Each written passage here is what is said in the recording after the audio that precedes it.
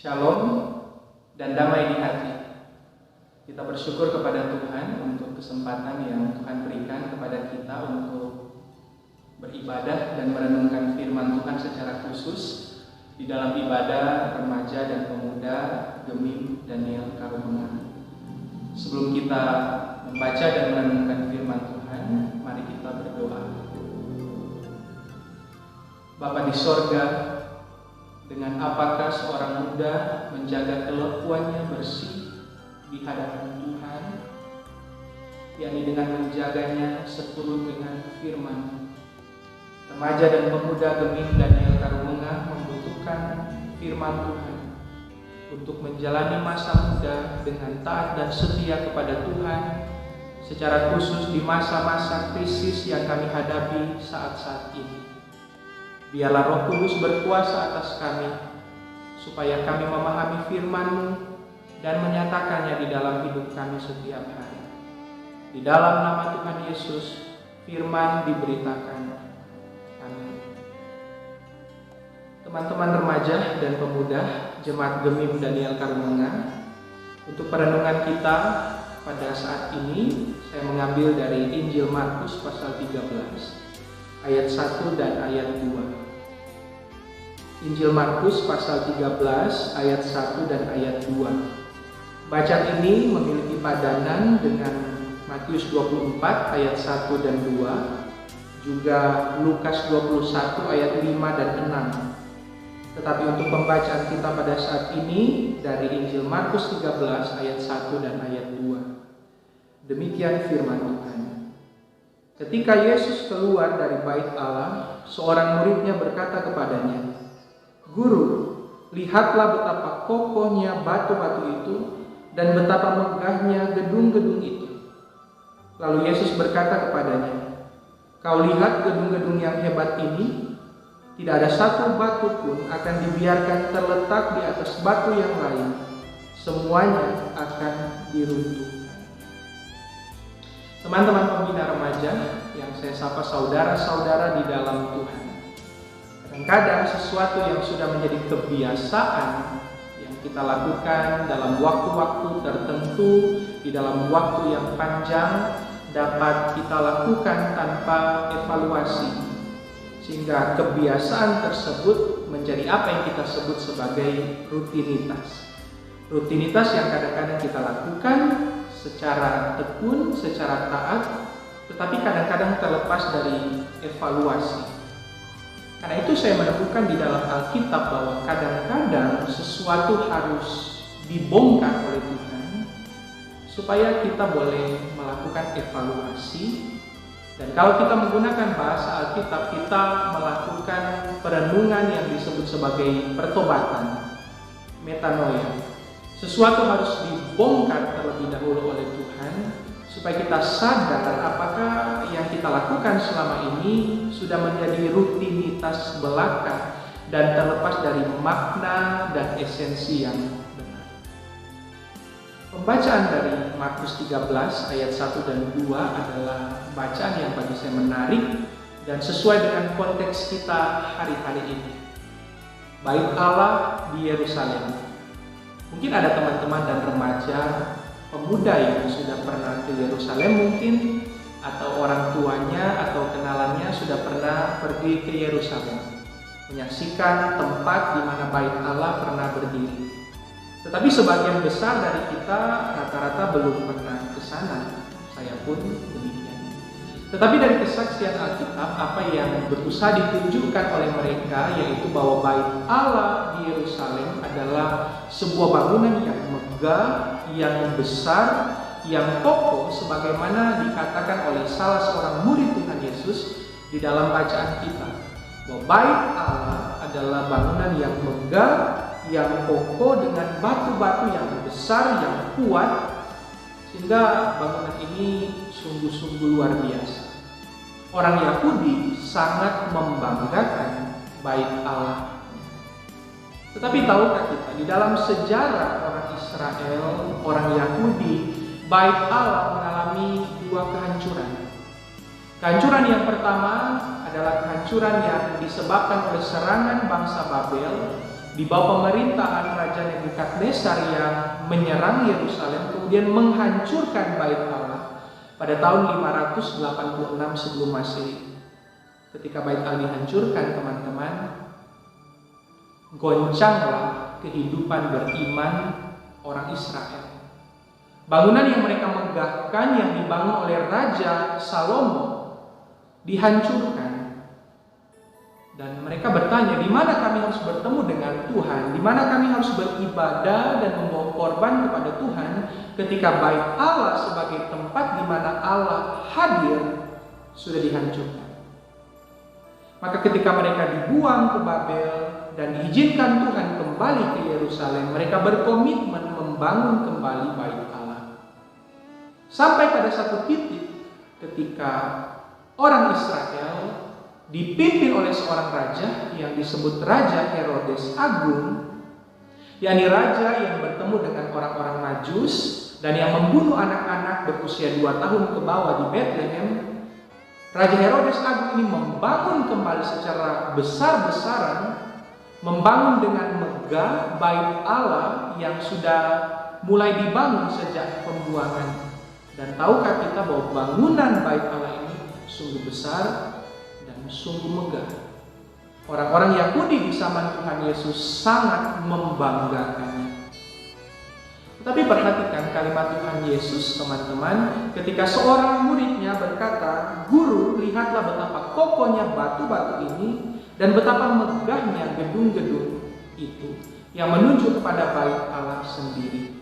Tuhan Yesus berkata, "Kamu lihat gedung yang hebat itu, pada satu waktu tidak ada satu pun akan berdiri batu di atas batu yang lain.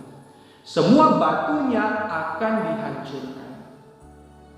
Apa yang Tuhan Yesus katakan sebenarnya adalah sebuah nubuatan bahwa bait Allah yang dibangun kedua kali sementara pemerintahan Raja Herodes akan dihancurkan kembali, akan diruntuhkan kembali.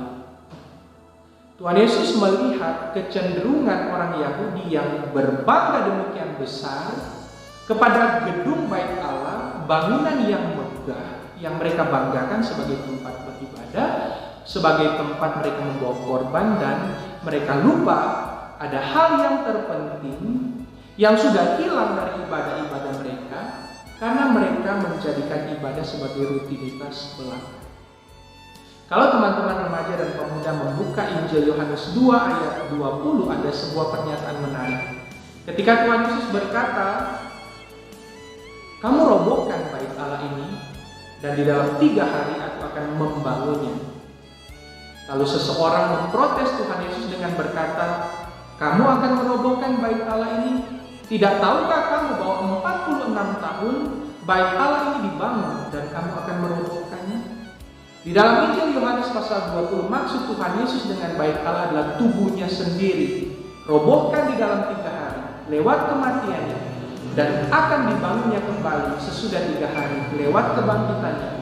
Tetapi tergambar jelas bagaimana orang Yahudi membayangkan dan melihat bait Allah. Yang mereka lihat adalah gedungnya, yang mereka lihat adalah bangunannya. Kebanggaan mereka bukan pada siapa yang datang dan berdiam yang layak disembah dan dipuji di sana, tetapi kebanggaan mereka adalah kepada bangunannya, kepada gedungnya yang kokoh, kepada batunya yang besar. Dan mereka melupakan esensi. Hal yang terpenting mereka lupakan. Maka Tuhan Yesus menubuatkan di dalam pembacaan Alkitab kita, tidak ada satupun batu akan berdiri dan terletak di atas batu yang lain. Bait Allah akan dihancurkan. Teman-teman remaja dan pemuda, di dalam sejarah Israel pada tahun 70 Masehi, Jenderal Titus sebagai jenderal Romawi menyerang Yerusalem. Ketika orang Israel memberontak sejak tahun 66 sampai tahun 70, Jenderal Titus datang dan menghancurkan sama sekali bait Allah yang sudah berdiri kokoh yang dibangun oleh Herodes Agung. Kebanggaan Israel runtuh. Kebanggaan orang Yahudi hancur. Bangunan yang selama ini mereka megahkan sudah tidak ada lagi, sehingga banyak orang hilang imannya. Saudara-saudara, konteks kita berbeda sama sekali dengan konteks orang Yahudi. Tetapi ada sesuatu yang membawa saya pada perenungan untuk memilih membaca Alkitab ini. Dari Markus 13 ayat 1 dan ayat 2. Tidak ada satupun gereja kita yang diruntuhkan. Gedung-gedung gereja di mana kita ada, termasuk di Gemim Daniel Karumenga, di Gemim Efrata Tandengan, tetap kokoh berdiri. Tetapi situasi membawa kita pada kenyataan kita tidak bisa berkumpul lagi dengan teman-teman seiman kita. Sesuatu yang biasa kita lakukan, rutinitas yang kita kerjakan dari minggu ke minggu, di dalam hari-hari di sepanjang minggu menjadi tidak bisa lagi kita lakukan. Saya sebagai pendeta sungguh-sungguh merindukan komunitas yang berkumpul, beribadah bersama, menyanyi bersama, berdoa bersama, mendengar firman bersama. Sungguh-sungguh merindukan hal itu. Tetapi hari-hari ini kita tidak bisa melakukannya. Tuhan punya rencana. Iya dan amin. Tuhan punya rencana mengapa Dia izinkan pandemi corona menyebar ke seluruh dunia, termasuk ke tengah bangsa kita, sehingga kita harus melakukan langkah-langkah preventif, langkah-langkah pencegahan, termasuk tidak berkumpul bersama. Saya sepakat dengan satu kalimat yang mengatakan mimbar di gereja memang ditutup pintu gerejanya, tetapi ada ratusan mimbar yang muncul di rumah-rumah jemaat. Itu benar. Tetapi perenungan kita harus melangkah lebih jauh. Mengapa Tuhan izinkan kita tidak bisa lagi beribadah sebagaimana biasanya? Mungkinkah ada sesuatu yang Tuhan ingin tunjukkan kepada kita untuk kita perbaiki? Sebagai remaja dan pemuda, kita beribadah dari minggu ke minggu.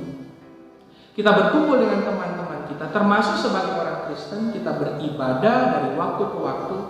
Mungkinkah ibadah-ibadah kita sudah menjadi rutinitas belaka yang kehilangan esensi dan makna?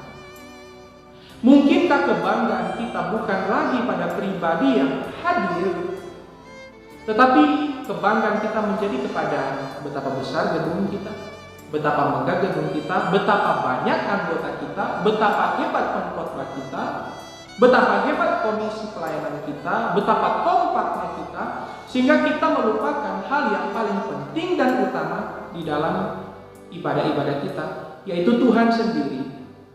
Seorang pengkhotbah dengan baik mengatakan, kita sebagai orang-orang Protestan sudah terbiasa dengan beribadah, sehingga kita tahu kapan harus berdiri, kapan harus duduk, kapan harus tutup mata, kapan harus buka mata di sepanjang ibadah. Kita hafal karena sudah menjadi kebiasaan. Tetapi apakah kita bertemu dengan Tuhan di dalam ibadah kita? Maka di akhir khotbah ini saya ingin mengaitkan Markus 13 tentang bait Allah dengan satu pernyataan Rasul Paulus yang baik sekali untuk kita renungkan. 1 Korintus 3 ayat 16 mengatakan, tidak tahukah kamu bahwa kamu adalah bait Allah dan Roh Allah diam di dalam kamu? Terlalu banyak orang Kristen, termasuk remaja dan pemuda, yang beribadah ketika sebelum wabah corona ini datang. Kita beribadah, kita datang ke rumah gereja, kita beribadah di rumah-rumah jemaat, berkumpul bersama. Tetapi kita lupa esensi bahwa kitalah bait Allah itu. Saya dan saudara adalah gereja itu. Terlalu banyak orang Kristen sesudah keluar dari rumah gereja tidak menjadi gereja. Kita terlalu terbiasa hadir, duduk, beribadah, berdiri dan pulang. Lalu sesudah keluar dari pintu gereja, we are not being the church. Kita tidak lagi menjadi gereja di dalam hidup kita setiap hari. Dan saya menyadari hal ini.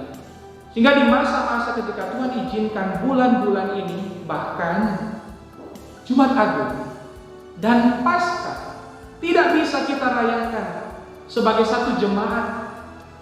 Kita perlu merenung, kita perlu bergumul, kita perlu berevaluasi, kita perlu bertobat. Mungkinkah kita sudah lari dari apa yang Tuhan inginkan? Kebanggaan kita sudah jauh dari apa yang Tuhan inginkan, yaitu kita menjadi bait Allah, kita menjadi gereja yang nyata di mana kita pergi dan berenang. Dan kiranya remaja dan pemuda Daniel Karumenga berkomitmen untuk hal ini. Tuhan izinkan waktu-waktu ini kita stay at home untuk merenungkan panggilan kita sebagai remaja dan pemuda. Apakah kita sudah menjadi gereja yang hidup ketika kita bergaul, ketika kita berpacaran, ketika kita berteman, di sekolah, di tempat kuliah, di tempat kos, dan di mana saja kita pergi? Apakah kita being the church, menjadi gereja yang hidup? Maka kalau Tuhan izinkan sesuatu dibongkar di dalam diri kita, maka mari berevaluasi, mari bertobat. Remaja dan pemuda Gemim Daniel Karumengang harus menjadi pioner terdepan menunjukkan apa artinya pertobatan. Sebagai remaja dan pemuda yang menyadari ada gedung, tetapi kitalah bait Allah di mana roh Allah itu hidup. Maka mari kita berevaluasi di waktu-waktu ini, dan Tuhan pasti menolong kita. Be the church di dalam kehidupan kita setiap hari, supaya nama Tuhan dipermuliakan. Amin.